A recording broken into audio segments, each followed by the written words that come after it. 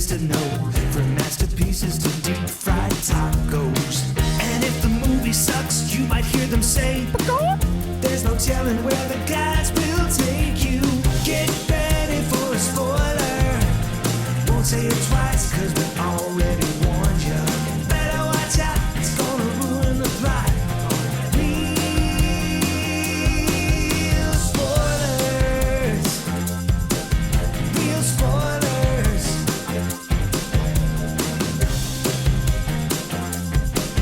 Real spoilers. Broadcasting from the lush but not lavish studios located in the basement of the O'Keefe Institute for Advanced Film Snarkitude, this is Real Spoilers, episode 741, Guardians of the Galaxy Vol. 3. That's right. Yeah, So That's right. that's what it says on the poster. that's what it says. Yeah. So I guess before I forget, as I am apt to do, let's go around the table and everyone can introduce themselves. This is Joe. This is Kevin. And this is Tom. Before we dig in, well, yeah, let's just do it because there's a lot to talk about. There is a lot to talk about. Shameless plugs. Don't forget we're available on Apple Podcasts, Spotify, Google, wherever you find a podcast. You can find us while you're there.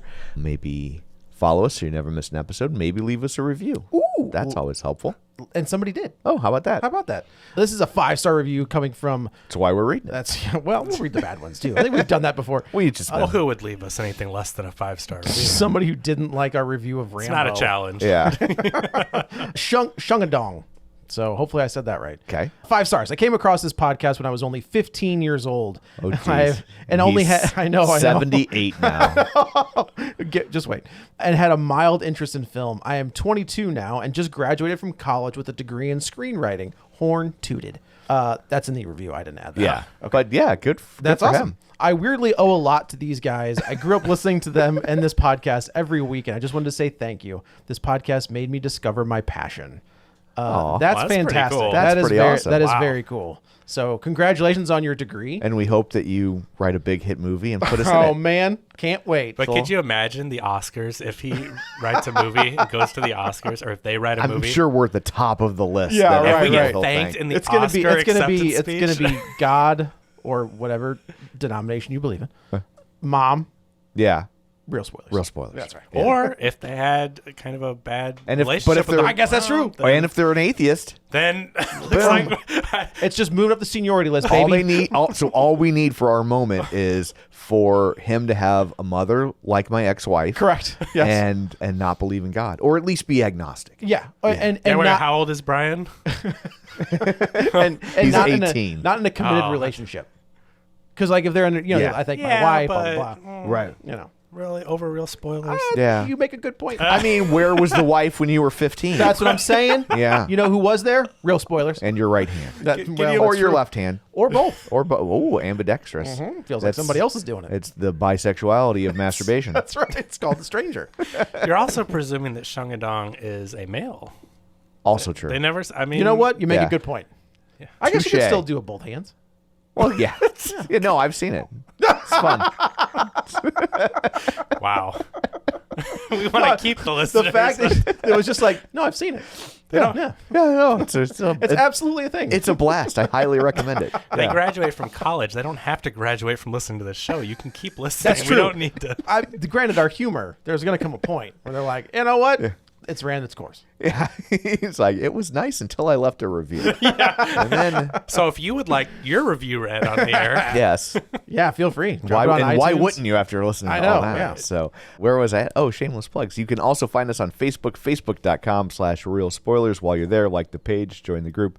The group is called the League of Show Sharers. We're hoping you'll share an episode. I forgot last week because we were traveling. Yeah, we I were, mean, you get a break. or we mean my wife and I, not the show collectively. Yeah. They saw oh yeah, us. we don't have any travel budget. No. My wife does. Yeah. When we get that Oscar mention. That's right. Yeah. Well, Then our listenership will be in the tens.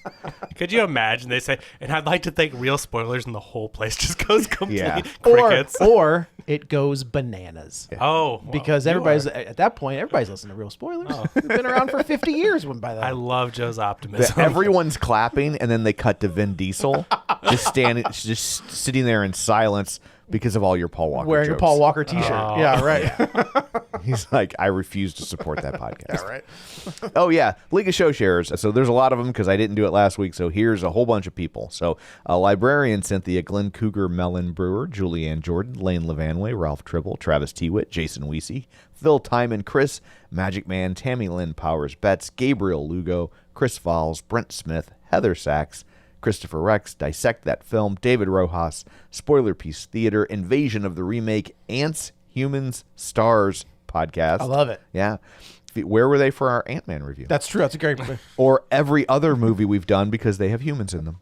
Also good point. Feel and Film, Colby Mack, Mike and Oscar, Ronnie Castle, In Session Film, Geek to Me Radio, Ryan Terry from the Forza Crowd podcast, Binge Movies, Nostalgia Cast, Dan and Nancy Tweet the Movies, Hallmarkies podcast, Oh, boy. and Megan Kern. So thank you very much for sharing an episode. We greatly appreciate That's it. so good. Thank you so much. And finally, don't forget our Patreon, patreon.com/real spoilers, where for $5 a month, you get all sorts of bonus content, and we like you extra. Yeah, and we a couple scheduling snafus, but I think this Friday we're doing the Incredible Hulk, We'll see. not the Hulk. We'll see if Joe decides to get up this Friday. I was awake. I just had kids. Like, I was, you know. Well, We all have kids. Yeah, but my wife was in Mexico, and I So was when so Joe low bad. does his Oscar speech, guess who's going to come first?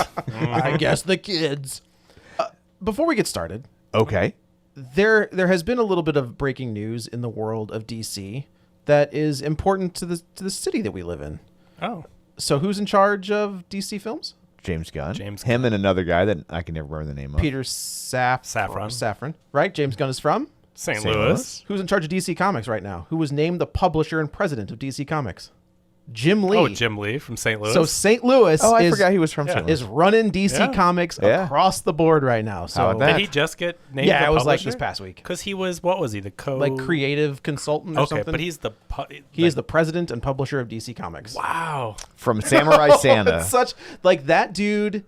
The career of that guy Yeah. is bonkers That's in the his- best possible way. That's his first professional art work Yes. is on a comic book called Samurai Santa. yeah. His first Marvel work is It's Alpha not even Flight. color, right? It's black and white. I think it's black and white, but Yeah. he did Alpha Flight. He did like Punisher War Journal. Yeah. And then Wolverine and obviously the X-Men. And he's a superstar. And now he's in charge of the entire line, which is Wow. kind of crazy. So Thank goodness he's not in charge of the movies. They'd come out one every 25 years. It's interesting because he was always more of a Marvel guy. he was always a Marvel guy. Yeah. Yeah. He jumped to DC when he did, I think he did some like Batman. Yeah, Black he did and some White. Batman stuff, I think. And Yeah. Superman. But he became a DC guy when he did that Jeff Loeb. Yeah. When he did Hush. And then he was a DC guy kind of there on. Yeah. He did that Superman book that was not All that worked great. out. And now he's in charge now. But St. Louis boys running look the at show. that. Look at that. Running the show. Gonna have a lot more St. Charles Post What a- newspapers and all the comics So and the good. movies. That was great. It was so fantastic.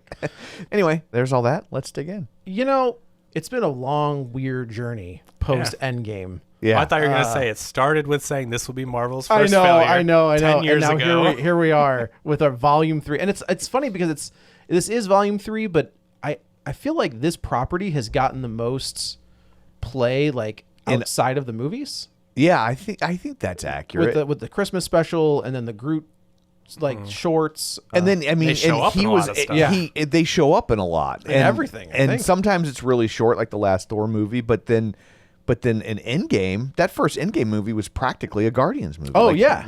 they were all over that. Yep. And I always say that when Guardians hit, that changed the tone of the MCU. Big time. Yeah. Because everything started being like, oh, this can be really funny. And then we saw when you don't have James Gunn writing it, it doesn't always work. Right. But they definitely shifted in tone. And then you got Thor Ragnarok and everything became this comedic. It's got a little bit of a Everything has the yes, jokes, right? yes. And then that's when DC was the no jokes. And it was just like. So, and now look who's running DC. Yeah, now- the guy who's like, hey, I'll throw some Oh jokes my in there. gosh, they need to have either James Gunn or Ben Affleck, and not that he'll probably ever be involved. He needs to have a thing that says like jokes or something like yeah, that. right. This franchise, the fact that I think the Captain America franchise is my favorite.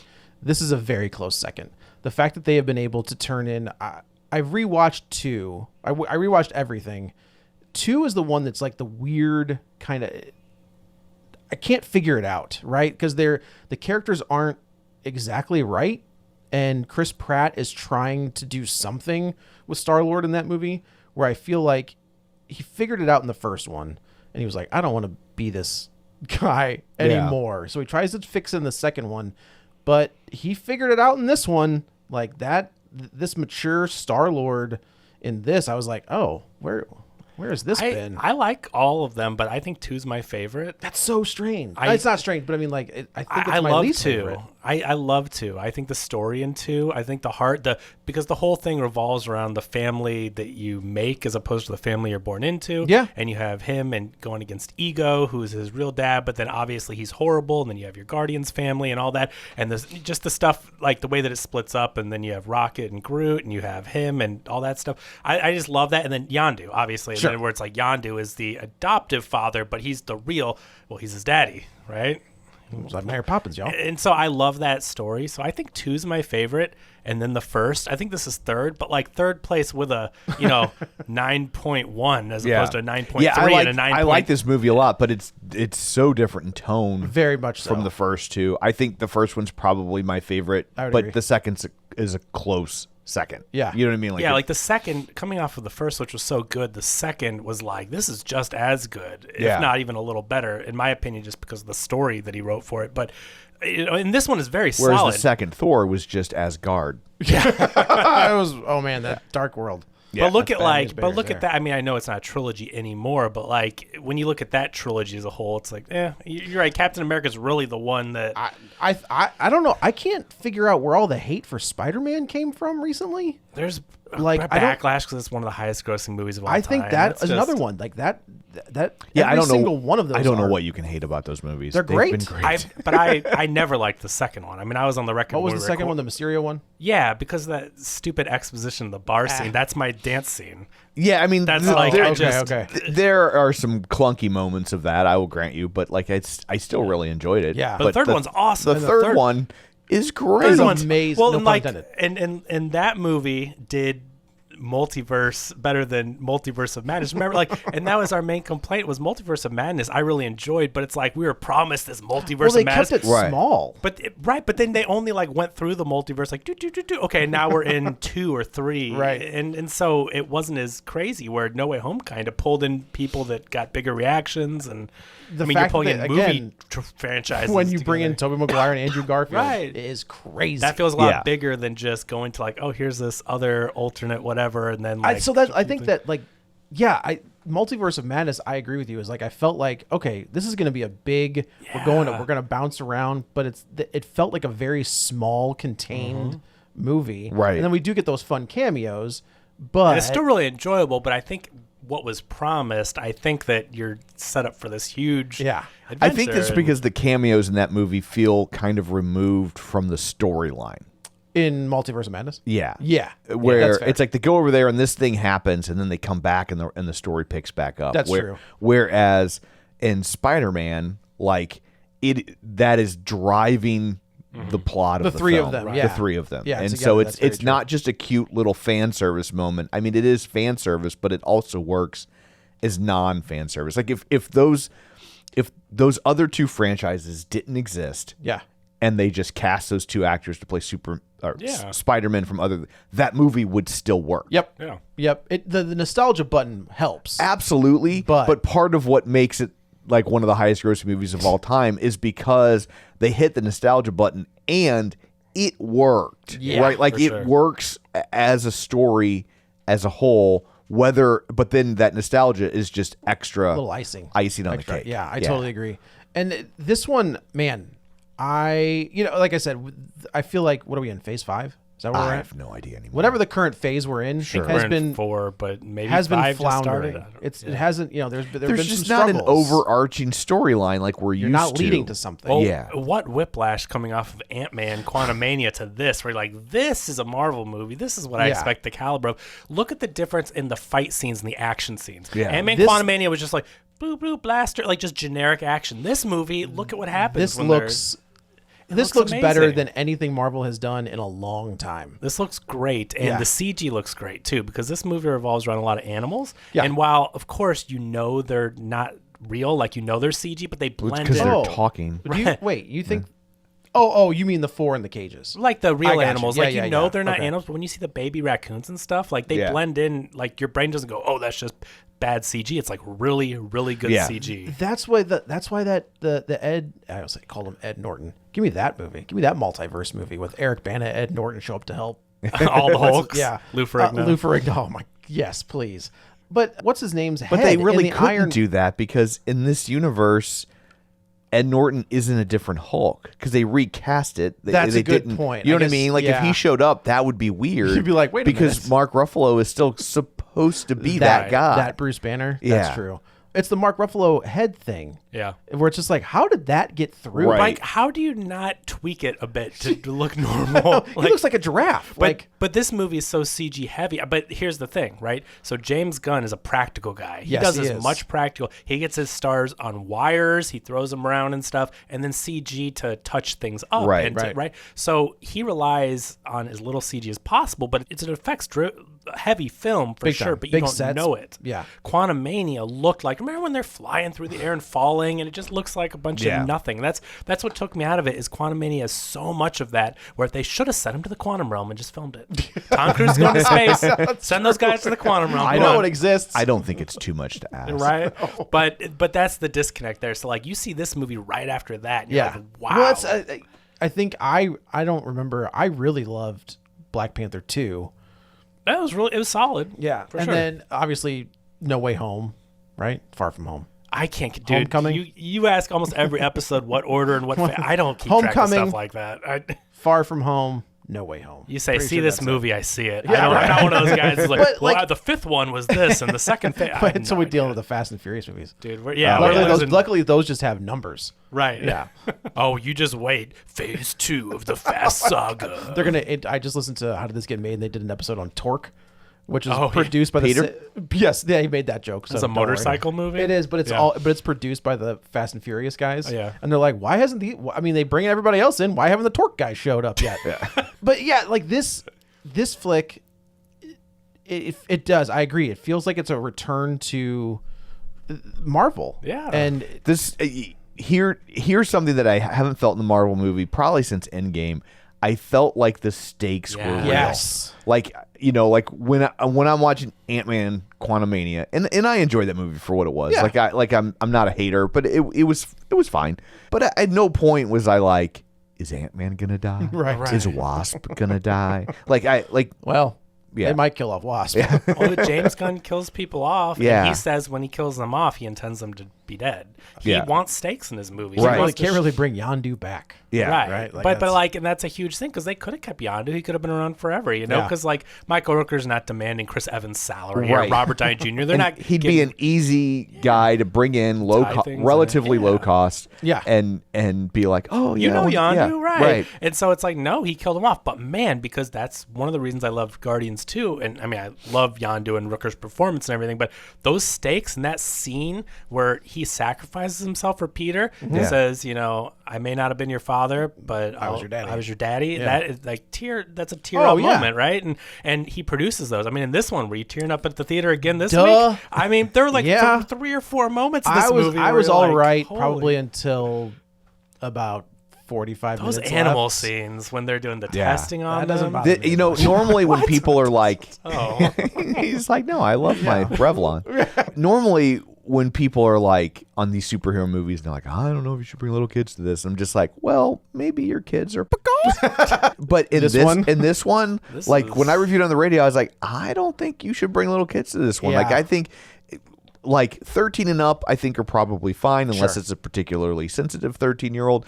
But like 10 to 13, I'd be like, well, I think I'd judge that on a kid by kid basis. Yeah. But under 10, Nope. no. They're Like, you know I those mean, cute animals you like? They're yeah, gonna murder them. They're going to murder them, and one by one. Like it won't even be like one moment and they're all dead. It's like they're going to kill one. They're going to let that sink in, and then once you've kind of processed that, they're going to kill another one. You know that cute little bunny rabbit? And then they're Don't for get sale at the attached. concession stand. but so and like the way he handles it for people that haven't seen it, who maybe haven't seen it yet, or that may very well be a trigger warning for people not to see the movie. But there is some animal violence. But the way that he handles it, it's not gratuitous. They're not blasting animals into pieces. It's done for dramatic effect, and it furthers Rocket's motivation in a way that carries through to the end of the movie where he, spoilers, saves a bunch of animals. Like, it has meaning. Actually, funny about that is when you go back and watch. So I watched this first, and then I went back and watched 1 and 2.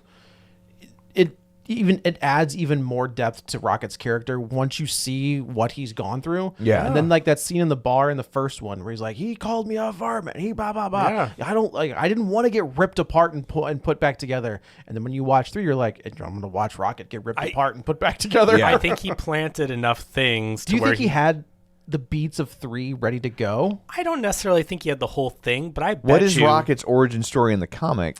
That's a great question. Because my question is like, is this just part of Rocket's origin story, and he had lines and he realized, oh, I can build on that, or is this something he crafted for Rocket? Because I've never read a Guardians comic. Well, okay, I will always highly recommend the Abnett and Lanning run like that, which is this team, right? Like this team was Dan Abnett and Andy Lanning.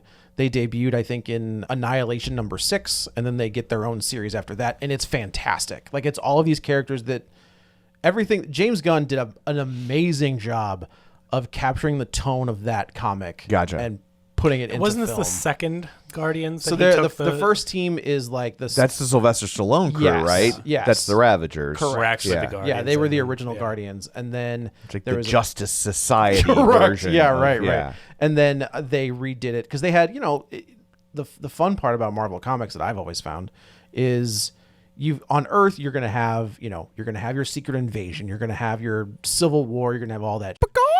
When you get to the cosmic stuff, they're not tied to anything. So you can, like, those guys, Dan Abnett and Andy Lanning had free reign to do whatever they wanted. They weren't really affecting other They stories. weren't affecting Right. anything. Like, you didn't have to tie into Civil War. You could just tell stories. And so they did, like, Nova, which I'm just like, come on. Like, James, just, can you bring Rich late. Rider back, please? Yeah, No. that's a lot to set up, especially if he's not going to be around, Whatever. What I like about this movie is that he wasn't setting anything up for, like, I mean, I'm not saying these characters won't show up to fight in Secret Wars, but what I'm saying is that it wasn't like, here's an Easter egg, remember this in Ant-Man, remember this in Thor, remember this. Or here's setting up the next movie. Right. Well, This movie was closing his trilogy. It wasn't This feels setting like up MCU. the most definitive end of an MCU franchise that I've seen so far. And he deserves it. James Gunn deserves it with everything he's done for the MCU and how good those movies are. Yeah. And then being fired and coming back and, leaving to do the Suicide Squad and Peacemaker, but then still coming back to finish this and all. Like, they went through a lot, and he's done a lot for the MCU, and I'm glad they gave him the ability to, write and direct this the way he wanted. Was that pre-COVID? Did that happen pre-COVID when all that went down? Yeah, I think so. Man, that's crazy that was 3 years ago. Yeah. Yeah, because Peacemaker filmed during COVID. So. Oh, sure.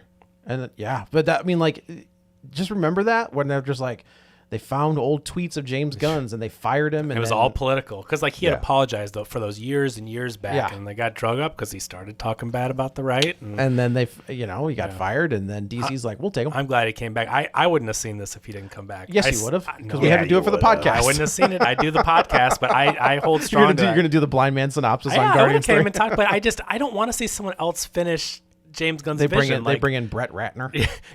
Because this movie wouldn't have been the same movie. No. Like, For sure it wouldn't have been. I've always wanted to know, like, what the Toy Story 3 would have been, because they had a Toy Story 3 script before Disney acquired Pixar. Oh. Because they were gonna lose Pixar. Like, there was a moment where Pixar was going to spin off, and so the way the deal was worked is that Disney owned all the characters that they had created under Pixar. The Toy Story characters. All the Pixar characters. Oh. That they had created that Pixar had created under, while Disney owned those characters, Okay. right?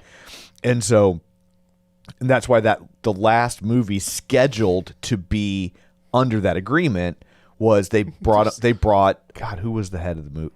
Was it still? It was still, what's his name? Yeah, it was the still other guy. Yeah, Eisner? Was it still Eisner? Yes, it was Eisner. And they no. It was the other guy. Who's the other guy that, like, revitalized Disney animation?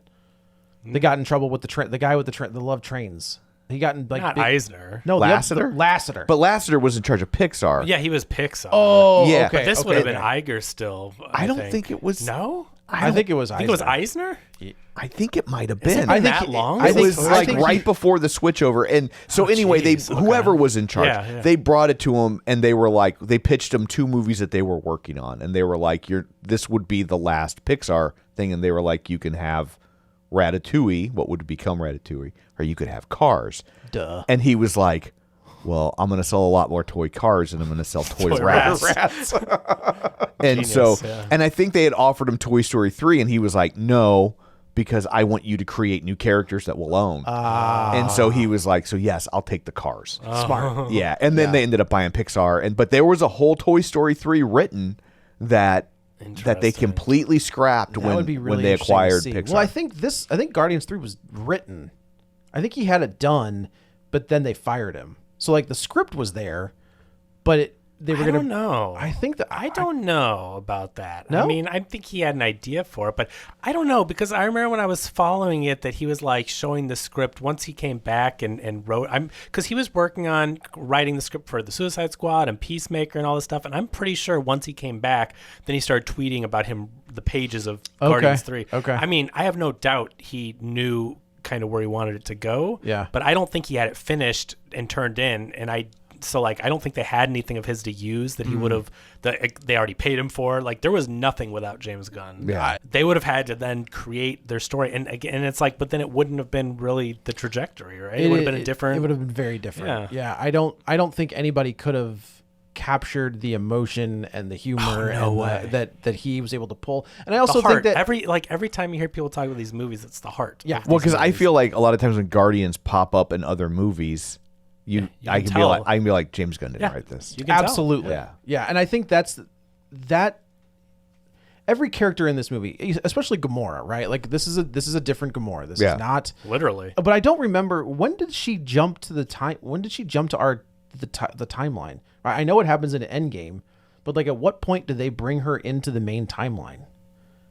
Because she's fighting. Well, because Thanos and Nebula and Gamora come back once the Thanos dies at the beginning of Endgame. Yeah. And then, Thanos from the different timeline ends up jumping And in he brings with Gamora. he brings Gamora Yeah, with him? And she's bad because he's like, oh my God, Gamora, because our Thanos killed her in the last one. Right. And then, And spoilers for Infinity yeah, War. and then she comes back and it's like, Spoilers for the highest grossing film of all time. So- hopefully and- we didn't get out in front of you on that. yeah, so. No, I don't think that she is, because she's fighting alongside. Because remember, she's fighting at the end battle with them. She's fighting with them, and then she has that interaction. They don't like Thanos. The daughters don't like Thanos. Well, they killed Nebula.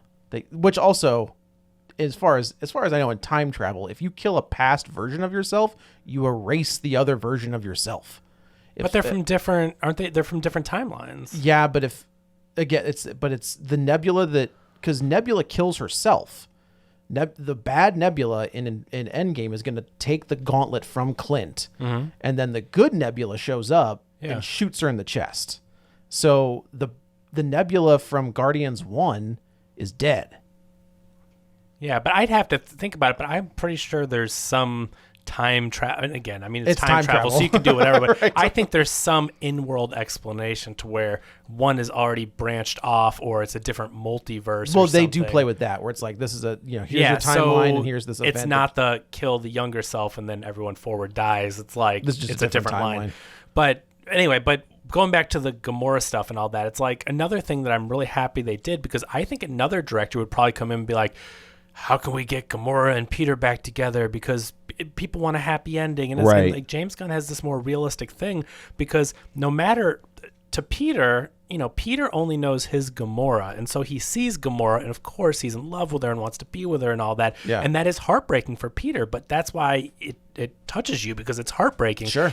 For them to just take another Gamora and all of a sudden say that one is going to instantly fall in love with someone. Right. Just plug her into. It's like she's not the same person. She looks like her, but she's literally a different person who's never known him before. Like when she says, "What's your name again?" Like I believe her. Like this is just a guy. So it's not fair, and I think that'd be really untrue to just have her. Now, I mean, could it eventually happen? I think they definitely could it happen? say that it could happen. And could they get together? I thought they were gonna put him with the sister there for a minute. How and that could insane still, would that I have think been? I think that's kind of hinted at too. Yeah. Right? But so I like that, and and I know that's jumping way ahead, but for him to just put a bow on it and be like, "Oh, Star-Lord and Gamora," Right. That's not For true the record, to. it's Gamora and Rich Rider Nova. That's the way it There you should go. work in the comics. I'm just putting that out there. But yeah, this Or is it Gamora and Adam Warlock? that is a big. And then- This I got to tell you, that is he is a huge. My biggest problem with this movie is Warlock, because I've got thoughts on that too. This is what I think. They know that Big Dave is out, Mm-hmm. right? He's done. The Drax character is probably never coming back. Yeah. Probably. Yeah, he says Unless- he wants to do serious work. Unless they, which is fine. Not that he didn't make a ton of appreciate money that. and enjoy this, but he Hell doesn't no, want to that be dude- Drax forever. He Until wants they're to- like, hey, do you want to be Well, Bane? I have. Well, yeah, maybe. Or Lex you know Lu- or what? Lex Luthor? You know what? Maybe there's a reason he's out. at Marvel. I'm going Yeah. to DC. I think Bane. this- Why would he not be Bane? That's. I mean, right. But this is that Drax character type yeah. is so popular that I feel like they took that character type and put it onto They Warlock. gave the same archetype It's the for same Drax. Yeah, thing. what James Gunn does that with a lot of his characters, though, and I know love it or hate it. Some people hate it, but he makes these lovable goofballs. And Yes. yeah, Adam Warlock is doofy in this, but also they're not playing this as the Adam Warlock that badass. that went to space and came back and did this and has been around. They made him like, oh, I was just born. He's Right. a baby. Yeah. He was just born. Which is where I was like, okay. So I think it's a different Adam Warlock. And again, you had to do so much in this movie. James Gunn had a lot to do. Don't introduce like the hero Adam Warlock and now you have another one or he's the villain. Like he had a minor part. He did. You got him and now you set him up. But to spend more time and have him be this I can get Warlock, but I can't get Nova. Yeah. Yeah, right. We don't need there's too many, right? Think about Spider-Man 3 and how everyone's like, there's too many characters. Like, sure. Look how masterfully we're saying like, oh, we don't want too many. Look at the freaking cast list of this thing. It's There's pretty nuts. 25 characters. Yeah. Yeah. But James Gunn does it seamlessly, right? Like Yeah. you never feel like, oh my God, there's so many. You're just like, oh yeah, there's a lot of It characters. does. I think we kind of what was Shazam where we were like, oh God, like. Well, that's true. We love James Gunn, right? Like I think everybody on this podcast is a fan. And Yeah. when Shazam came out, we were just like, Jesus, this is gonna. No, it's not. It's gonna be bad. And then I see this, and I was like, oh, maybe it won't. What do you? Because he's doing Superman, right? Like Yeah. he's coming over to do Superman. We watched Shazam and we're like, this is really bad, and we were still kind of on the fence about Yeah. the whole DC change and everything that was going to happen. And then you get this Right. movie that is created by him. Well, right? if you need a reminder that James Gunn's talented, Yes. I mean, if ever in doubt, sure, see this, and then you're like, oh yeah, that's Oh, right. yeah. He's the guy. But and also with Superman, he said he's not going to make it zany. He's going to take it seriously. I don't. So that also worries me a little bit, right? Why is Because I that? do think that Superman does need a little bit of levity, right? Like the only reason that I'm only But you can bringing have James levity Gunn, without being yeah. wacky. agreed. Yeah. That- he's just He's not letting going to James people- Gunn up the joint. Yeah, The- it's not going yeah. to be so goofy. But who's but got me, you've got me, who's got you, Yeah. is a funny line in a tense situation, Right. right? Like that's the kind of humor that I was like, okay, that. But if there's anyone that can make a competent, good-looking film and have heart to it, that's And he is that's that- what you need that- for Superman is the that heart. big blue Boy Scout is the heart and Yes, soul so- of that whole thing. So I have no doubt, and the only people I think that have doubt, serious doubt, is the people that are still talking about movies from 5 years ago that didn't get made. Like Yeah, let's right. move on. Like there's other things going on. Go watch fake Star Wars on Netflix. So this one starts off, and Peter Quill has had a rough go. John Quill. What? Peter John Quill. Yes, right. Actor's grandpa. Which also, do we see him? We see him in part first. 2. No, I think there's a cameo of him in part 2 when Ego sets off the little grenades. Oh, do they go back to? You see his dad in the second one, his real dad, James Gunn's dad. He's like one of the old people that before he passed away, him and his Oh. mom are on Earth and they're seeing the attack or whatever's going on. No. Oh, you're right, but I think that the grandpa is because Do they? because Ego set one in St. Charles, I guess. Yeah. And we see him in like a window I didn't or realize that, something. but I know he's in the first when he brings him to go see the mom at the hospital. Yes, which is talk about a gut punch of a scene. And so he has lost his mother. He's killed his father. He took off from Earth. The woman he loved is dead. He got dusted, right? Like he was gone for 5 years. So like he has had one of the craziest story arcs. So, and I like that. I like that. I mean, he's human. He is a human after all, and he's going through some stuff. He's going through some stuff. They're at Nowhere, which is now I guess the Guardians / Ravagers have taken over. Yeah. Nowhere, which is awesome. It's this giant head of a Celestial So floating great. around as their starship. When they were piloting it out in space, I'm like, they're just flying that thing around. That's so cool. So in the Avengers comic right now, they use a frozen Celestial as like Avengers base. Oh, really? Yeah, That's funny. Although it was confusing where you would see Sean Gunn's character pilot it, and then all of a sudden he's in like the village area doing the thing, and then he's back piloting it again. Yeah, I was like, how are you I felt like there was transporting? like some weird editing going Yeah, on there. Well, I'm sure there's autopilot too, though. Like they have a way to like just. But also it's just like it seemed like he was getting back and forth pretty Show me quickly. a teleporter or something. Yeah. Well, he just hops on the arrow and whistles, and he just flies. That's another great one. That's another great little character arc for him. Which again, he's I don't know, to give Kraglin this 3-movie character arc. Like I would have never thought of it. but they reference that at the that's cool. Like a deleted. That's the post-credit sequence of Guardians 2 is him stabbing Drax Right. with the arrow. All I kept thinking when he hit Nebula is I'm glad he hit Nebula. Yeah. What if Star-Lord walked through the door first? Like he literally, I mean, yeah, it's funny because it's Nebula, but good Lord, in the chest. Right in the chest. So I appreciate that, like, and I think we said in the first Guardians that you're watching a movie star get made, right? Yeah. Like there is no doubt in anybody's mind after that first one, like that dude's a made man. And I feel like he's had a rough go. Everything at post the first Jurassic Park, whatever that one was, Jurassic World.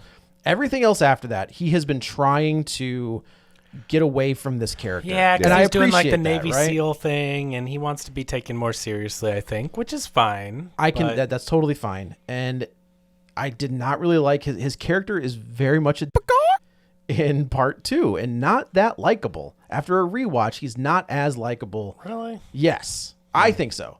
But I feel like in this one, he's figured it out. Like he's able to walk that line again of being kind of the lovable loser. Yeah. But also you're rooting for him the entire time. So I was like, if this is the Chris Pratt we get from here on out, okay. Maybe we don't agree on certain politics, but Maybe. I mean, that's the other thing too. A lot of the bad will against Chris Pratt is like it's part of that. It was that is church like thing, rumors and like people talking, because that thing's so confusing because he didn't go to the church that was doing the conversion therapy thing, but the guy that's the head of his church used to work for the church that was doing the conversion therapy thing. And I think if you think, well, if he was the head of that church, did he really change all his ways to come and found this new? It's like it's confusing. Or maybe that's why he left that. But you're right. So Yeah. but if you look at it, he never gave money to that church. That the whole reason people hate him is they said, oh, he goes to this church and gives them money, but it's not the same church. There was crossover in the leadership, and again, could be a bad or a good thing, but there's nothing solid showing that he has done anything like that. So he's hit all that hate came from just people. I think the Anna Faris thing did well, not help. Like that now was that poor is decision making. You really can't opening your mouth in the media. Yeah, you really can't excuse that. He appeared to do and say some crappy things, right? But so he took a hit for sure. And I think that when he shows up, like he was so good in those funny roles. Yeah. I mean, he was hilarious on Parks and Rec. I loved him. Oh, on he's that great. show. Did you ever see? Does it Take Me Home Tonight with Topher Grace and Take Me Home Tonight is like this. I'm not So familiar with it. it's the movie that he met Anna Faris on. Okay. And it's Topher Grace. It's set in the 80s. And it's kind of like Dazed and Confused. It's like the one night. Yeah. Yeah, I know the movie. I don't think I've seen it. He's great in that. He's got like 2 scenes in Moneyball that are great. He's the first baseman. That was his first serious role. Was in That's Moneyball. tell him remember how when hard he used it to is. pop up when he was the friend in Her or whatever? Like, remember when he just used to? He's the jerk friend in Wanted as well. He's the guy that James McAvoy hits with the Yeah, his yeah, right. with the keyboard. Well, right, because he was the friend in Wanted. He was the friend in Her. He was like, and they're both like kind of tech weird. That's kind of weird. He's the same character, I think. But he used to pop up as just these side characters, which is so funny now. Because now look at him. But look at with everything that happened with James Gunn getting fired. All the cast wrote letters to Disney and publicly tweeted and gave their support to James Gunn. And I think, they realized, not only is he a close friend, but he made their careers. Right. Oh, they yeah. all blew up after that. Yes. Yeah. Not that they're not talented. Bradley Cooper was going to be. But there's a lot of talented people who don't blow up. Right. Right? Yeah. Like there's, it's not just about that. Exactly. We talk about And there's a lot of untalented people who blow up. Like, right? Like it's, there's a lot of luck. His talk involved show there. just got canceled, though. So Whose did? Corden. Untalented person. That who blew makes up. a lot of. Thank God. Yeah. It was losing $20 million a year. That's like they couldn't sell ads on it. From the jump or towards the end. Oh, I don't know about for I a think while. towards the end, because the longer he was on it, the more Yeah. money they got to pay him, and then by the end, it was just. and advertisers weren't. No one was watching. I think that's the it. problem with people structuring these shows about going viral. Creating these viral clips is people just wait for the viral clips. Right. So Well, that's you the thing don't with have the need to go watch the show. It's so funny that I'll do a ding ding real quick. People are freaking, about ratings, right? They're like AEW did 1.4 or WWE Raw did a 2.2, Right. and it's like in 1996 and 97 when WWE's pulling in a 7.8, it's because there's nothing else on TV. Right. I don't watch live TV anymore. Yeah. So like to me, ratings don't matter. Well, they at do. all. They have ratings now where they call it like +7, and so they gauge the initial viewing and then streaming and banked DVR viewing for within a 7-day window. Okay. And Okay, so that makes sense. That I think that's typically what the ratings you're seeing. Okay. It's not even necessarily its initial airing. They give them like a 7-day window. No, these. Oh, these are like their overnight ratings. Yeah, Gotcha. Yeah, and it's like that doesn't matter. Yeah. Like nobody watches. It's pretty rare that somebody. Anyway, but I think, in this movie, this is a different Star-Lord, and I think this is the best version of Star-Lord, in my opinion. I think Chris Pratt gives a hell of a performance. When he's like freaking out because he thinks Rocket is dead. Oh man, I was, like and I was just like, that's a hell of a performance over a stuffed animal. something that's not Right. there. You know what I mean? Like, yeah. It is. Yeah, it's When really he's good. screaming. It's heartbreaking, and, Yeah. and only because we've gotten such good movies to know these characters. Right. If it was just some random superhero, some random character from a comic book movie, Right. you know what I mean? I'm like, yeah, okay, that sucks. I also but- think that's where the real shift in comic book movies has come over the last 20 years is that actors are willing to commit and give these kinds of Yes. performances. I think they felt self-conscious before. I think they felt like it would be a waste, Right. or that people would Nobody's gonna see this. or people would make fun of them Yeah. for giving such a serious, gut-wrenching That's a great point. performance over a CGI raccoon, Right. And that I think that's been the greatest driver you've seen from the MCU, or the largest impact that we'll see long term, is that actors are willing to give real performances, and even though they know this is a paycheck movie, I'm wearing a suit. yeah, but that like people aren't going to point and laugh at me because I gave a real performance in one of these things. Well, Unless you're in Catwoman.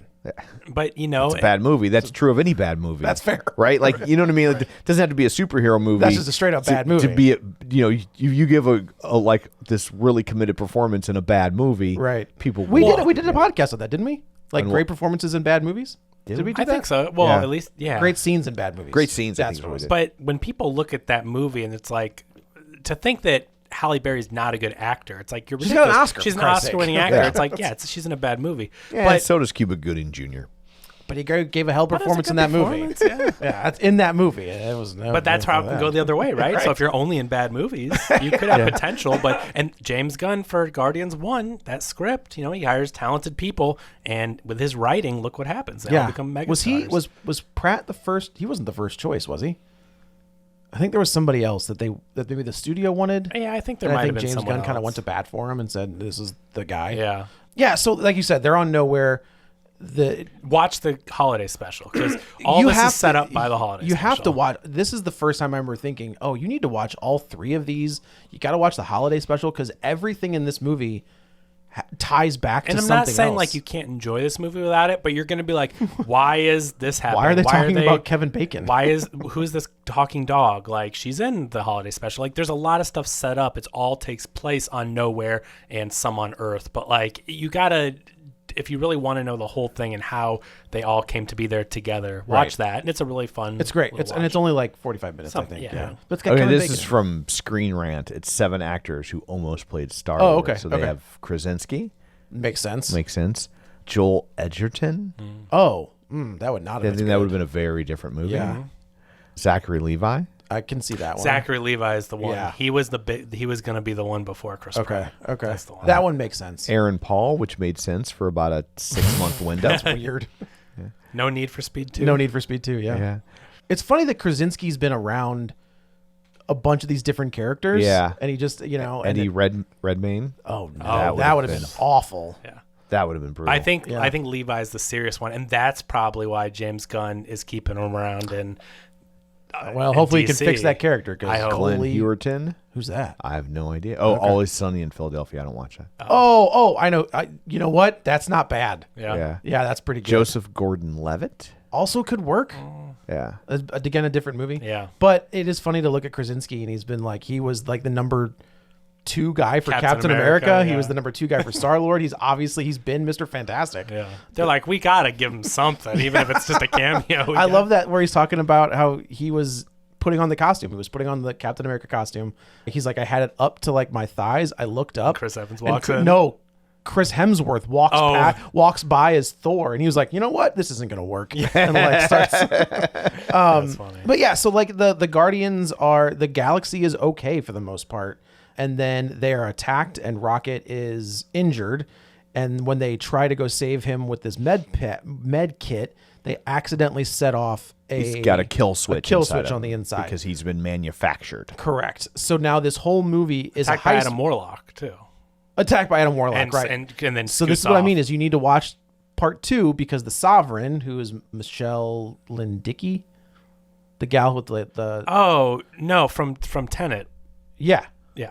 She's the leader what's of the Sovereign. Elizabeth Debicki. That's what it is. Thank you. We see Adam Warlock at the end of Guardians 2. We see the cocoon.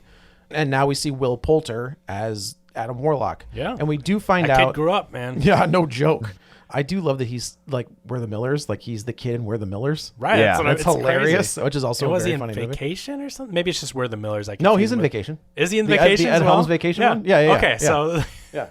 And this is where we find out we get a lot of backstory on Rocket. this is Rocket's movie. This is It really is. This is for not for a character just- that's all lying on a table the entire time. Well, the flashbacks. Yeah. help. That's true, that's because true. if not, it'd be like you just sidelined Rocket for the whole movie. But yeah. this whole movie is about Rocket, and the other characters find themselves and come to a good place. But well, it's it kind like, of ends up making the whole trilogy about Rocket. It does make the whole trilogy well, about Rocket. and that's I mean, there's even That- the that's movie the even line that addresses it you- like you thought. This is your story. This is your story. It's been that's- your story the whole time. That's what I was Right, going right, to right. say. Yeah. And James Gunn has talked in interviews and said stuff like that. Yeah, he thinks of these movies as Rocket's movies. I can He can said see that for Yeah. a I while, mean, for sure. That these are Rocket's movies, and people may not have realized it. But I think with this one, I think you're gonna realize if it. you look at them as a singular thing, right?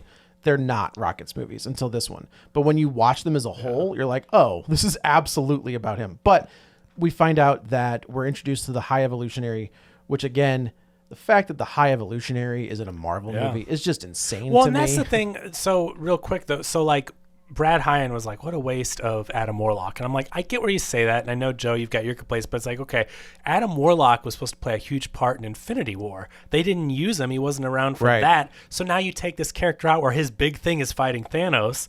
So what are you going to do with him? And the High Evolutionary created Adam Warlock in the comics. Correct. So you've taken things away. So it's like, at least we got an Adam Warlock and he set him up. But I don't expect this huge thing because it's like his big thing is already passed, done. and he wasn't around for it. So you have to find a new thing for Adam Warlock to do. Right. And so he's setting him up. Spoilers, he's part of the Guardians now. Yeah. Like that's where it ends up.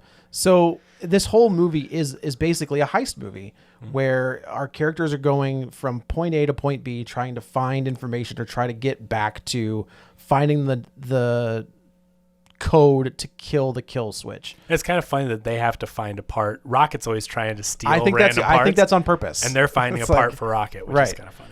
And your team is kind of in shambles, right? You've got Drax, who is I think this is the best version of Drax. They've gone back to kind of the version from part 1 from Guardians 1 where he's kind of a goofball but also a badass. Mantis I think is pretty on the level, but the crux of this thing is Nebula, Gamora, and Pete.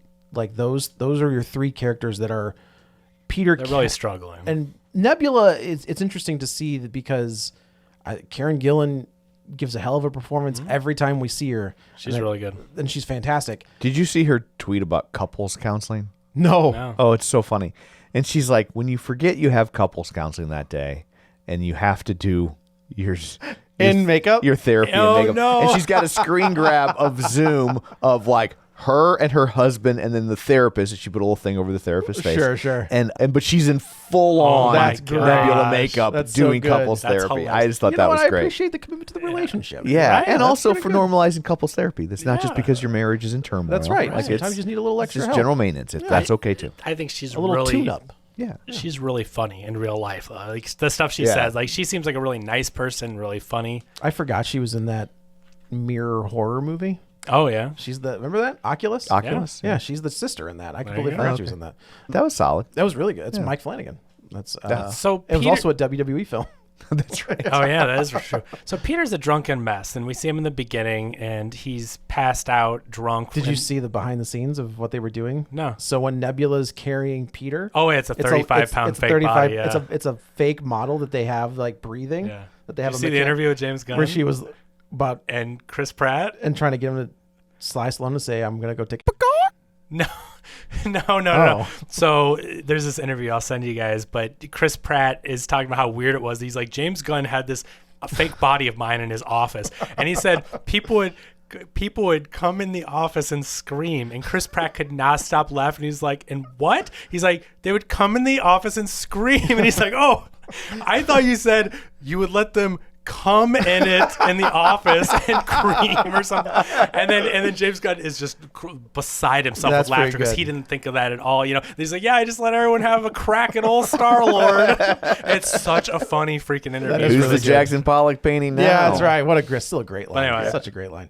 But yeah, so they're like our characters are bouncing from nowhere to just other planets. They end up on Counter Earth, which is the Earth that the High Evolutionary. The deal with the High Evolutionary is he's constantly trying to perfect life, which is why he created Adam Warlock, who was like the perfect being.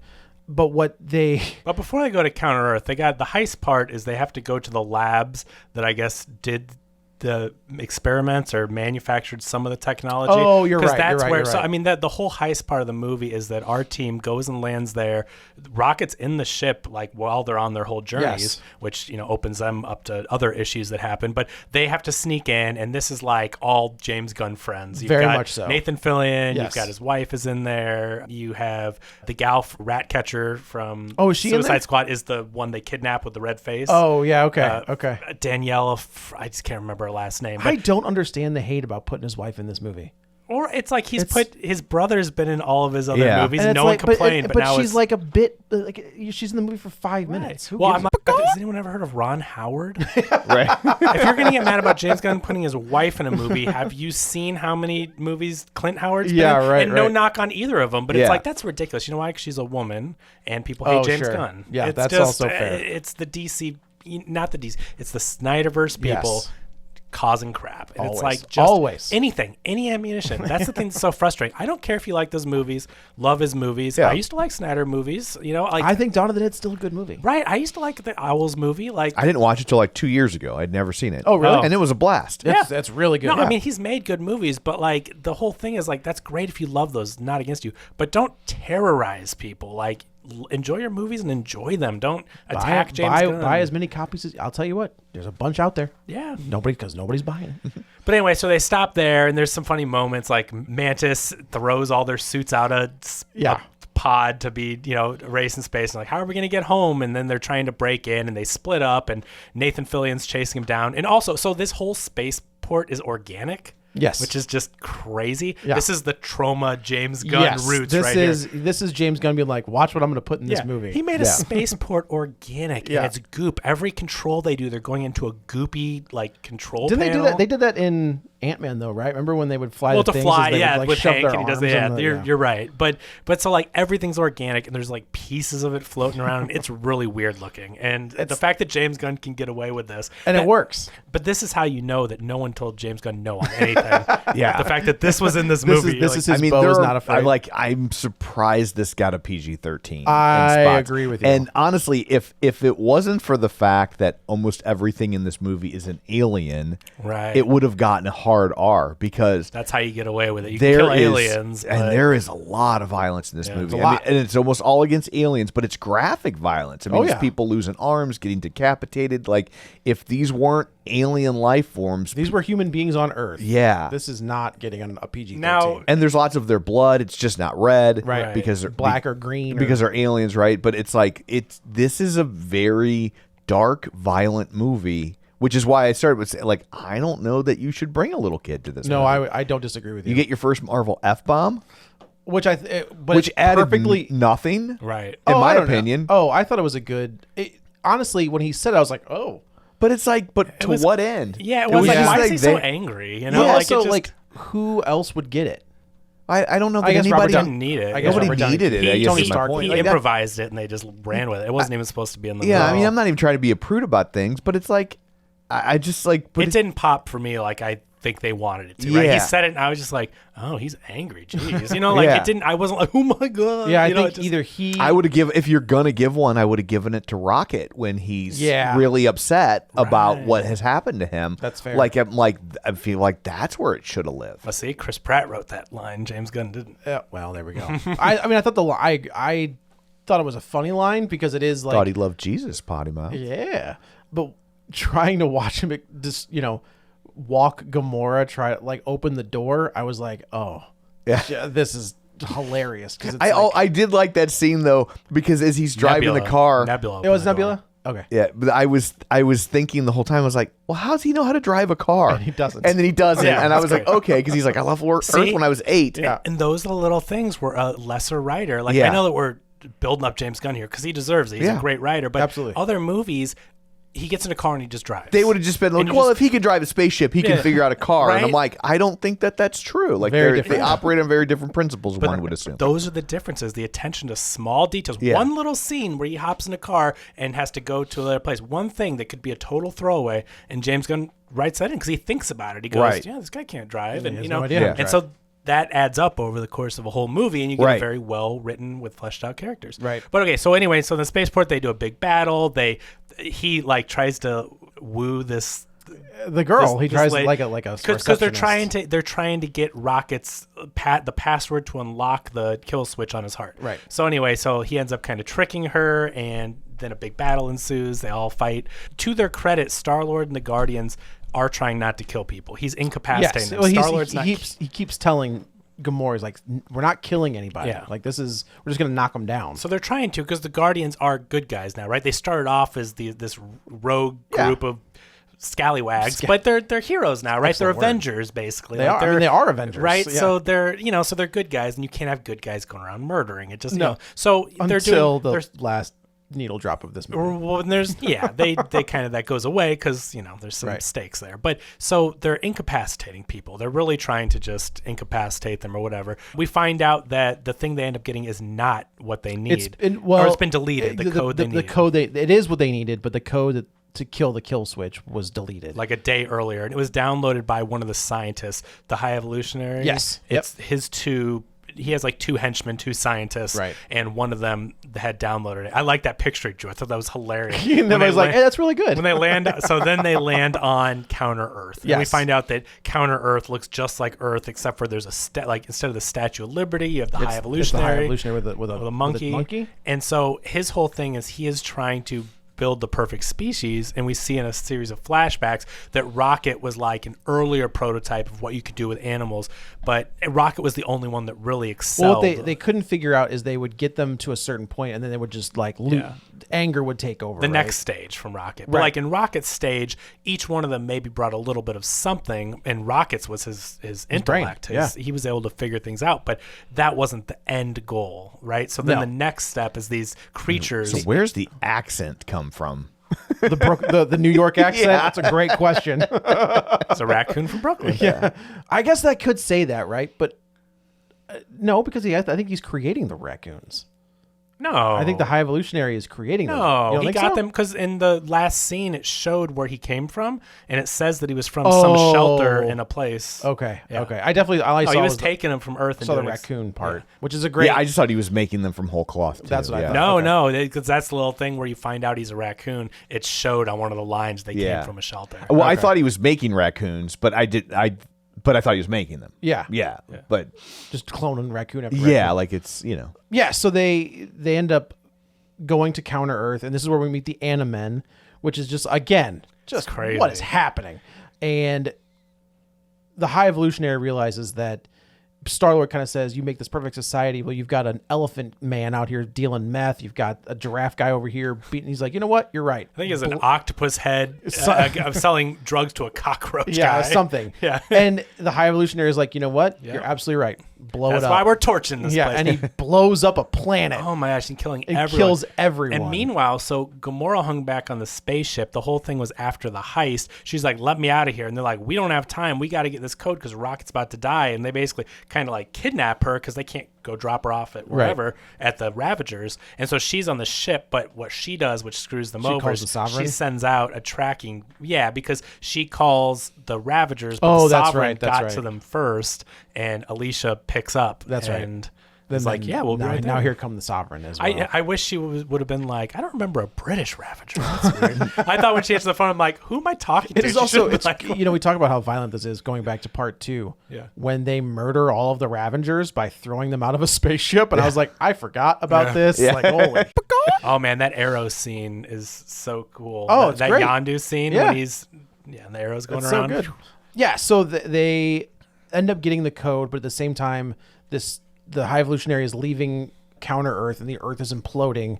They get the code back to Rocket, but we think it's not working. And again, to this movie's, it's not going fast enough. it's right? not going fast enough, or it's not taking. But at the same time, knowing that this is the end of this team, I was like, Yeah, they might. I haven't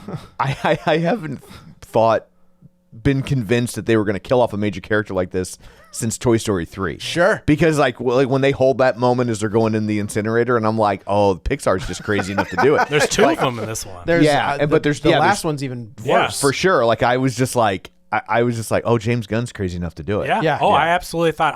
I thought at the end it's like, well, wow, Rocket's gonna go into the light. Oh, Like, then he there's got back three to of his them. family. Then there's who's three the of other them, one? right? So it's Rocket twice. Oh, I don't Rocket think twice. I did not think Rocket was coming back.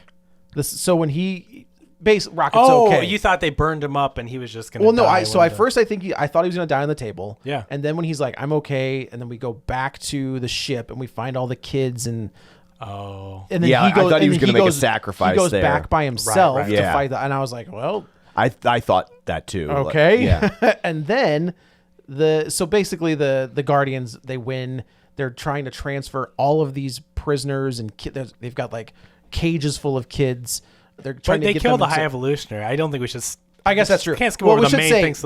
that one of the things that I love about that character design is when we see him in the flashbacks. RoboCop. It is very much RoboCop. Yeah, it's great. He's a normal, right? Yeah. And then Rocket. This is what we're talking about: murdering animals. Kills all his friends, and then he goes ballistic And on the just High Evolutionary. tears his face and up. Yeah. scratch- You don't see it. It's like off, camera or whatever. It's Right. Rocket's over his body, but he is scratching the crap out of his Yes. face. And then now in present day, he has It's like RoboCop, the yeah. skin stretched over, and then we see it. Gamora peels his face off. I thought it was I didn't like the art design when they peeled his face off. I don't know how else you'd have it look, but I thought they were trying to tell us it was the Red Skull. Oh, the design Oh, with dang, the that would've been chopped crazy. off nose and everything. Because it looked like the Red Skull Yeah. to me. Yeah, I thought they were gonna get like a comic Which- accurate, maybe like robotic version of that face. Yeah. but I didn't even think about that. But I Yeah. mean, like, that's kind of how it is, though. Like, I guess if you peel off your skin and you have a skull. For sure. Like But, I don't know how I don't know what else you do, but like I get what you. I mean, it but looks, especially given that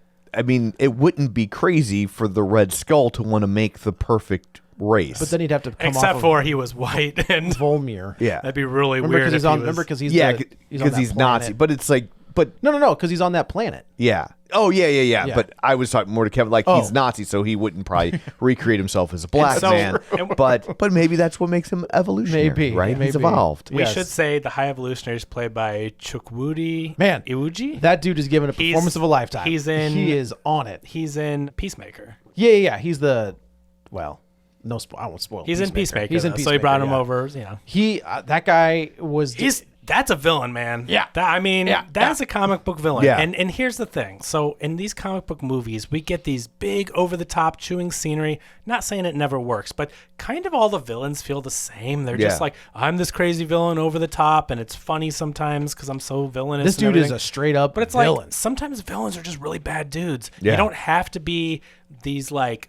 You don't have to be a mad titan. You don't have to be this, I'm going to destroy the world. And then this guy has another one of those conflicting, like, I think what I'm doing is the right thing because I'm trying to make the perfect race or Right. whatever. You know, like, he's a villain that's complex. He's not just, I'm destroying the world because I don't like Tony Stark. Yeah. You know, so it's really interesting how it's like, obviously he's a super bad dude with doing terrible experiments and things, but he thinks he's helping. And But I think to me that's also the fun part about the cosmic stuff. Yeah. is it's limitless. Yeah.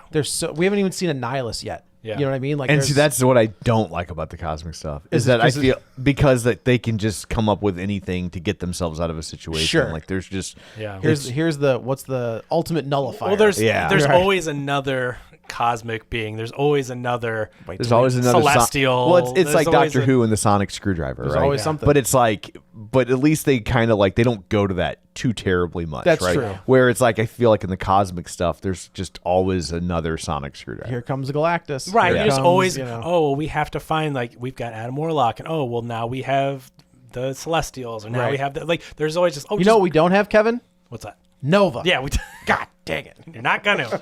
Not in this version of I think we might. I think someday they'll have to. I was but- hoping. This is what I was hoping, honestly. So we know that Xandar was destroyed Mm-hmm. in Infinity War. One of those, yeah. So, and in the comics at least, Richard Rider is the Green Lantern, and his helmet is the world. When Glenn Close was talking to the World Mind or whatever, his helmet he's the last of the Nova Corps, and his helmet is the World Mind. So I was hoping that at some point, I don't know, we see a Nova helmet or something, but nope. He's not Green Lantern, though. Yeah, he is. He's a space cop. Okay. Nova's a space cop. Okay. I mean, we just wanted to, they haven't brought over DC I know, into yeah. it yet. Right. No, the Nova, the Yeah. Nova Corps were cops. Right, So, right. No. Yeah, Richard Rider was a space Okay, so they kill High Evolutionary. Yes. Kind of that moment where Groot. So they give Groot a bunch of guns because they can't have That's weapons. a great Yeah. scene. And so, It's so he's like, good. you know what to do with these. And so then they're there, and he knows the trap. Drax is like, this is a trap. Everyone's like, face-off. It's face-off. And the whole movie, he says it's not a I trap. can't believe there wasn't a joke when Took his face off? when they took his face off. I Yeah. thought for sure Face you'd be off. like, I told you it was a face off. But yeah, so the whole thing's like, no, not a trap, face off. And Face so anyway, so they go to the thing, and then the scientists that they were trying to get the They thing basically from, get the thing He's off like, of his oh, you're so head." stupid. This is so clearly a trap. It's like, not a trap. But anyway, there's this huge showdown, and Groot pulls out tons Oh, of guns. man, it was and is so holding them cool. off, and another one is like 360 Avengers, like Yes. with them shooting. It's just and, him and Star-Lord. and Star-Lord back to back, Yeah. and that was really It cool. was dope. And then the guy with the codes is like, don't kill me. And Star-Lord just jumps out the window with him. And then Groot falls down, like wraps him up and grows wings Yeah. and glides off. It's Yeah. just very cool. And I do like I think it was Gamora or Nebula was like, your plan was jumping out of a window? He's like, well, it worked at the time, So so this planet is blowing up. They're trying to get all of these kids off of this ship. And in the process, Peter is the last one behind, and he jumps. And we've seen this before, right? He does this in Guardians 1 when he saves Gamora, where he gives Gamora his mask and he starts to turn. But at that point, he was half celestial, so he could survive. In this one, I was like, oh, I think somehow has some kind of a enhancement that, like, some kind of augment that lets him not die instantly. But I think the reason he survives, there is some in-universe explanation Something. for why he can survive a little bit in space. I was but like, when his face starts to pop, that's when I'm like, I was is it? like, if they blow up his head, Yeah. like this is I didn't think They insane. go full Outlander. Yes, Yeah. But I thought they were gonna. But if anyone would, it's him. it's James Gunn on his last day of work. right. But I That's don't right. think they would I don't think When they it would blow starts, him up. Kevin, But when he it starts to like pop, poof up, I know, like. but- I was like, oh. But the way that jeez. James Gunn cares for these characters and is building them, I don't think he would. You think that's a step too far? The body would not. But I could also see a version of events where, if the goal was Chris Pratt wants to be done, Yeah. and put a period on this, and that there's no ever coming back. Not to reference last week's movie, but there's no ever coming back. Like that would be a way to achieve that. certainly yeah, you are realize definitely not coming Yeah. back from But that. until they just go find him in another whatever. I mean, Yeah. you know, like there's always a way. Well, but especially now they've introduced time travel. well, And and multiverse. and multiverse. And that's yeah. why I think they left it open ended. I don't think that he's signed up for another movie. It may be him. It may be another Star-Lord, like another variant of Star-Lord. The options are endless. Well, with what I mean, they that can ending do. kind of sounds like they've left. Okay, so we think that Star-Lord's going to die. He doesn't die, right? They get him onto the ship. He survives. And the end of the movie is basically our team calling it a day. This original MCU original Guardians are all saying like, that's it. We're kind of done. So Pete, who has been having this crisis of faith sort of about leaving Earth. I think in the second movie, Gamora gives him a bunch of guff about not going back to Earth. And he says, I'm going to go. Like, I'm going to go back to Earth and figure this out. Mantis is like, I've been following everybody. You know, I followed Ego. I followed you guys. I just did whatever you guys told me to do. I'm going to go do my own thing. And then Drax is like, I'll go with you. And Nebula's like, I need you to stay with these kids because we are introduced to this version of Drax that we forgot about when he lost his daughter. That's what's really cool is like his whole storyline is being motivated by he lost his daughter and now he's Right. on this warpath. So it's like he has the chance to be a dad again, Right. To all and these kids. his daughter does come back in the comics as Moondragon. So putting that out there. Maybe. Yeah. And then Isn't she the one at the end? Is that so that's no, that who is is- I so she's Quasar. Like Oh. that character, Phyla, whatever her name is. Oh, well, then does need to bring in Kevin Brackett then. The villain from issue 4. The correct, yeah, right, Yeah. right. But she, I mean, when I looked at her powers, like Quasar has the nega bands, Yeah. and her Interesting, powers okay. were set like on her hands. So I don't know. I thought she was another character from the comics, but She is. Yeah. But Yeah, you that- think that it's like a hybrid of No, what? I think could be Quasar. Oh, okay. But Moondragon's is a different character. Yeah, okay. Got it. But also part of the Guardians at one point. Like all of these characters are all Guardians at one point or another. And Peter tells Rocket, he's like, look, this is what you're supposed to be doing. Like you were leading this team. And then everybody kind of goes their separate ways. Gamora goes back with the Ravengers and kind of joins back up with them. But you do get that. It is funny how much chemistry Zoe Saldana and Chris Pratt still have, even when those characters are different, because you could feel it. And then I'm not, whatever. But like in part 1, it is electrifying. Those two together are electric. In part 2, it's even more so because it becomes a Ross and Rachel thing, right? Where it's a will they, won't they? Yeah. And at the end, they do. And then we get him losing Gamora. Well, Sam and Diane. Fair enough. That's good. Yeah, right on. I guess because Ross and Rachel do end up making it. Well, no, because he Sam- references Cheers. Oh, he does. You're right. and Yes, he this wouldn't. is not Cheers. He wouldn't know Friends That's fair because yeah. he left before Oh it man, debuted. that's well done. Yeah. well done. And then you see it again in this one. Like when they're leaving and going their separate ways. There's a moment between the two of them where it's like, oh yeah, like this because could happen because later. they had earned that at that point. Yes. So Right. at the beginning of the movie, this isn't his Gamora, and while she still isn't his Gamora, they've just been on this trip. We didn't mention she saved them when she was back on the ship, and then the pig creature comes to abduct Rocket because the High Evolutionary is like not Bebop and Rocksteady. right. When we first saw him, like that's Bebop and Rocksteady, but that's voiced by what's her face from Ant-Man, who plays Ant-Man's Michelle ex-wife. Pfeiffer. No, Ant-Man's Judy ex-wife. Greer? That's Judy Greer. Is Who was the pig creature? Are you serious? That's hilarious. Isn't that funny? Yeah, It's that's so really random. Funny. But- That's Laurie Strode's daughter. Yeah, there you go. So she ends up like fighting to get Rocket Yeah. and then piloting the ship, and you get that funny moment where she's like, what kind of controls are on this ship? And she almost like crashes into them after they get the code thing and get Right. Rocket back. So she ends up saving them, and then they have that amazing, and we can't not say that 2-minute long tracking scene. And the whole like when they decide, like they have the opportunity to walk away, and the Guardians are back together. and that scene had given me chills when they and all he started walking when he that hits way. you with the Beastie Boys, and they start walking to the hallway, and they all Gamora's turn like, around. Okay.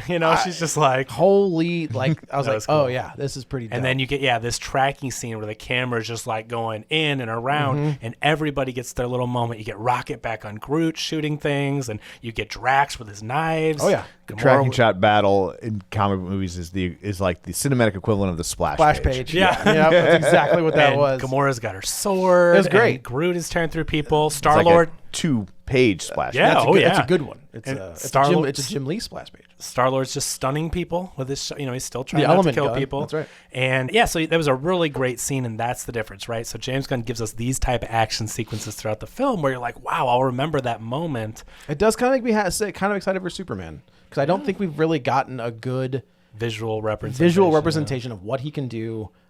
Saw him crash through a Sears.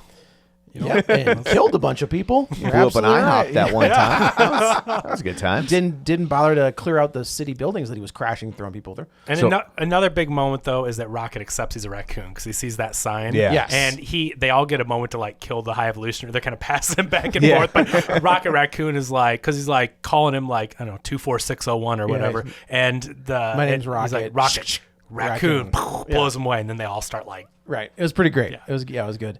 So yeah, the post credit sequences is the new Guardians. Is Rocket leading the Reading Guardians? it's Warlock and Phyla. I can remember her last name, but I don't. And Nebula, and is that it? A Groot. Groot. Yeah, it's Groot is King Groot now. he is King Groot now, and he's talking huge, again. man. But he's no, he's not. That's what's beautiful. Wasn't Sean Gunn's character there too? Yeah. Oh, and yeah, you're Cragler. right. Yeah, There Cragler. you go. Yes, Good yes, call. yes, yes. No, that's the beautiful thing about this, and James Gunn confirmed it. So at the end of this movie, He says, "I love you guys." not Gamora can understand him. The whole movie, which I thought Yeah. was very funny. Oh, yeah, that she was- goes, I know your name. You don't have to keep telling me. At the end of the movie, he says, I am Groot. And she goes, yeah, I know, whatever. I can. Yeah. So she's starting to accept him. We've been with these guys for 10 years. We can understand Groot now. So he said, "I am Groot." He said, I am Groot. And this is the first time we understood him because That's we're a part of the great. family now. I did notice Which that. I was was like, awesome. if I was wondering when that I forgot about that moment, but I remember thinking at the time, like, is that supposed to be he can talk now or we can understand him? Which now? I think that's pretty good. lost. I think a lot of people think like, oh, we can just talk. He's finally big enough to talk, but it's Yeah. like, no, we're finally accepted into the group to Okay. understand him. That's like, pretty great. Like Gamora was. Yeah, that's pretty She fantastic. she didn't hear English. She heard I am Groot, but Right. understood Because I liked the line where she was just like, seriously, like, are you guys understanding him or Yeah. it's just just making stuff up. Yeah. I thought that was so funny. But like, so you see where again the Gamora that's still not our Gamora is becoming like she might be one of our Gamoras. Like some point. she's understanding Groot and she's on better terms and she's been through this adventure with everyone. And so Mm-hmm. like, yeah, she's gonna do her own thing, but they keep it totally open to Yes. Yeah. And then we get, I think one of the best post-credit sequences, not the one where they're sitting there, but when Peter walks up in St. Charles, which is where, it's Where I saw this movie. a suburb of St. Louis. I saw this movie in St. Charles. But it's just weird. Like, And I think, I thought, so he walks up to the house, he knocks on the door, and of course a woman answers the door. And I was like, oh, dang, like, Grandpa's dead, you know? Yeah. And we get an embrace, and with Pete, his grandpa, who hasn't seen him since he was 8 years old. knows exactly what he would look like as an adult. You know what? That's a movie trope that Yeah. I think we didn't talk about on the trope episode. But like when a child goes missing and they come back and the parent is like, "Hey," but Yeah. sometimes adults look just like they did as kids. Sometimes Sometimes. they look. Sometimes. Haley Joel Osment. If that left for 30 years and he came back, you tell me you wouldn't know that's Haley Joel Osment, dude. Like, I mean, the guy's great and he's very funny. But I love dude, he that we looks, got Kevin to say, Yeah, that's great. but like. Some people look. I think even like Fred Savage to an Fred extent. Savage You're and like, Ben Savage. Fred Savage. They yeah. look Yeah. like grown up. So like I don't know, but it's a movie trope for It is, sure. But yes. sometimes you know, I'll let that one slide. and especially in a movie where it's like I didn't need another 20 minutes of like him showing ID. I know, Yeah. right. He just accepts it. That's what and we Tom move wants, on. a 4-hour cut of this, and it's Yeah. all like, well, we're going to do 23 and me. It's a 4-hour cut. An hour of it is just them waiting for the 23 Yeah, minutes. Correct. Yeah, right. Which is quick. Damn, they're an hour now. That's Yeah. pretty It's good. very fast. And then we get a little tag that the Guardians will return. No. Oh, no. It's the yes, you're legendary right. Star-Lord The will legendary return. Star-Lord will return. Meaning whatever that means, right? Is he going to pop in Secret Wars? Is he going to have his own thing? Who Is knows? Is it going to be a different Star-Lord? So I mean, he's had a few successful comic runs. the legendary Star-Lord. Legendary Star-Lord. So But the last scene is it's the most domesticated we've seen anybody in the MCU where he's sitting next to his grandpa and they're talking. He's like talking about mowing somebody's lawn. And he's like, I can't, he's going to sit there. I'm not going to do it. He's going to sit there. The son's going to sit there on the porch and judge me. Yeah. He's like, don't even get me. The grandpa's like, don't even get me started. And he's like, no, please do. Yeah. and the legendary Star-Lord will return. This feels the most definitively ending of any of these franchises, right? Steve Rogers can pop back up. They left that wide open for Steve Rogers. Iron Man, maybe. I can't really come back from what Tony Stark did.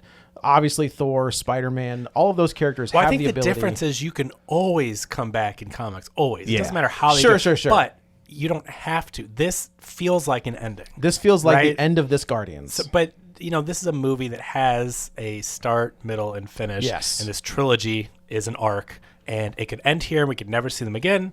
If they do pop up somehow, that's great. But this can live on its own. I think as long as James Gunn is working for the other guys, these folks are gone. I think I see a version of events where Star-Lord pops up. Maybe. But I don't know that you get full Guardians movies. Yeah. I think that's going to be a tough sell without James Gunn. Big time. I think also for the actors. So I think I don't know that Chris Pratt wants the pressure of it. So it's like popping up for a 20-minute run in a Thor movie. Sure. But like carrying a whole Guardians reboot. You want me to get in that shape again? Well, not even just that. I just don't think I think this character and franchise is so important and crucial that he doesn't. It's going to be a tough sell to get him to trust someone else to take it over. I think it's the Chris Evans thing, right? Yeah. Where he's like, if I come back, it better be for something, right? Yeah. So like, I think he'll pop up, and I think Chris Evans is more driven by the emotional impact of that run, of that ending. Where I feel like Chris Pratt's is driven more by the fact of like, these movies are such a unique vision of James Gunn. It's going to be tough to convince him that they can hand those reins over to someone else who can replicate that. Yeah, definitely.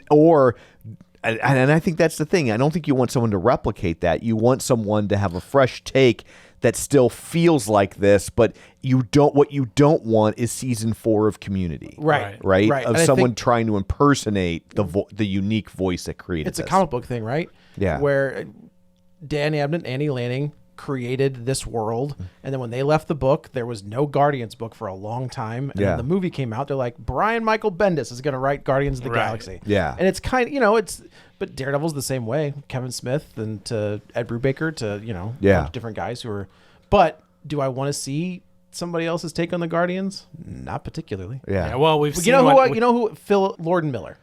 Yeah. Lord and Miller would be the only guys that I could think would. And they kind of live in the Marvel. I mean, it's Sony Spider-Man, but it's still Marvel. So like, those are the guys that I wouldn't mind seeing. Yeah, I could see that. I want to see their Star Wars too. Yeah. Good luck. Yeah. And I think, comparing Star Wars to Marvel, I think that's the brilliance of Marvel, is that they've created this universe where you can tell different kinds of stories. And in Star Wars, you can't. Yeah. Like, as much as I might have liked that Star Wars movie that Lord Miller did, that Ron Howard took over, I don't think it would have felt like a Star Wars movie, because Star Wars is so baked into a certain type of tone where Marvel has more breadth. And so you can try different things. Yeah, they can do whatever they want, honestly. Did you guys see, though, that James Gunn didn't like the way that Star-Lord basically screwed everything up with Thanos? Like, yeah, I did see that. Like, he was not happy because, like, I wouldn't have had Star-Lord do that. He's not going to do a dumb move like that. He's like, he would have let Gamora die instead of sacrificing the He tried to kill her. universe. He tries to kill her and he blows bubbles instead, right? Right. He's going to kill her with the collector, but Thanos changes the gun. Yeah. But that's very true. Yeah. Well, anyway, that's it for this one. Let's go around the table and everyone can say where to find This them. is Joe. You can follow me on the Twitter at Joey Butts, BUTTS21. Letterboxd. Oh, yeah, also on Letterboxd. Same name. Not letter. You know what? I almost bought joeybutts21.com because you said that's where your Letterboxd was. Oh, did somebody beat you to it? No, I just didn't care. This is Kevin. Follow me on Twitter at Kevin R. Brackett. And this is Tom. You can follow me on Twitter at Roger Kubert or Facebook at facebook.com/Tom O'Keefe. And you can find the show online, facebook.com/Real Spoilers. While you're there, like the page, join the group, do all the things. So that's it for this one. Thanks for tuning in. And until next time, Wilbur rescues the egg sack. Get ready for a